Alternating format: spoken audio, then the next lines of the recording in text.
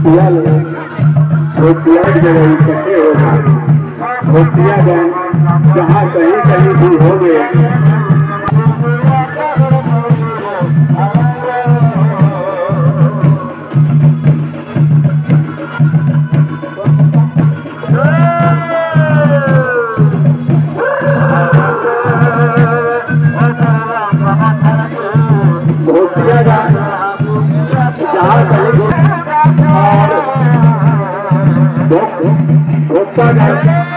नहाने के लिए सभी इकट्ठे हो जाए और